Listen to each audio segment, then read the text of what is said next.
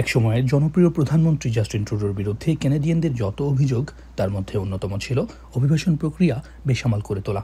যত মানুষ বাইরে থেকে এসেছেন সে তুলনায় থাকার জায়গা বাড়েনি। এতে বিরূপ প্রভাব পড়ে আবাসন খাতে। যথেষ্ট চাকরির সুযোগ না থাকায় দেখা দেয় কর্মসংস্থান সংকটও। এতে অর্থনীতিও হয়ে পড়ে ভঙ্গুর। এই অবস্থায় গেল বছরের শেষ দিক থেকে অভিবাসন নীতিতে কড়াকড়ি আরোপ করে জাস্টিন ট্রুডোর প্রশাসন। এতেও তৈরি হয় সমস্যা। অতিরিক্ত চাপে পড়তে হয় শিক্ষার্থী ও তাদের স্বামী বা স্ত্রীদের। সেটিও ভালো কোনো ফল বয়ে আনবে না। নির্বাচনের পর নতুন সরকার এলে পুরো ব্যবস্থা ঢেলে সাজানোর মাধ্যমে সুষ্ঠু সমাধান হবে বলে মনে করছেন বিশ্লেষকরা। আমার কাছে মনে হয় যদি লিবারেল সরকার আবার ক্ষমতাতে আসেও তারা সম্ভবত রিস্ট্রাকচারিং তারা করবে।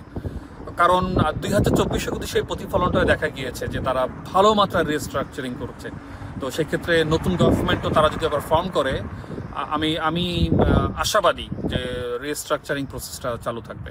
তবে আশার কথা হলো অভিবাসী নির্ভর দেশ কানাডায় অভিবাসীদের চাহিদা কমবে না, তাই তাদের প্রয়োজন পড়বে কোনো না কোনোভাবে। কানাডা একটা ইমিগ্রেন্ট নির্ভর একটা দেশ, কিন্তু কানাডা বোধহয় যেটা চাচ্ছে পলিসিগুলোকে টাইট করে যেন যোগ্য ক্যান্ডিডেটরাই এখানে আসতে পারে, সেটা ছাত্র হিসাবে হোক বা অভিবাসী হিসাবে হোক, পার্মানেন্ট রেসিডেন্ট হিসেবে হোক। হয়তো কানাডা সেটা নিয়েই কাজ করছে এবং সেক্ষেত্রে আমার পার্সোনাল ওপিনিয়ন হচ্ছে বা আমার যা মনে হয়, কনজারভেটিভ গভর্নমেন্ট আসুক বা লিবারেল গভর্নমেন্ট আসুক, হয়তো তারা পলিসিকে স্ট্রিক্ট করবে এবং যোগ্য প্রার্থীকেই তারা খুঁজে নেবে। চলমান সংকটের মধ্যে আরও বড় প্রভাব ফেলেছে শরণার্থী হিসাবে আশ্রয়ের আবেদন। এর মধ্যে বাংলাদেশিদের আবেদনও নেহায়েত কম নয়। পর্যটক বা ট্যুরিস্ট ভিসায় এসে না ফেরার প্রবণতা, অবৈধ হয়ে নানা পন্থা খোঁজার কারণেই বেসামাল হয়েছে পরিস্থিতি। ক্ষুণ্ণ হচ্ছে দেশের সুনাম।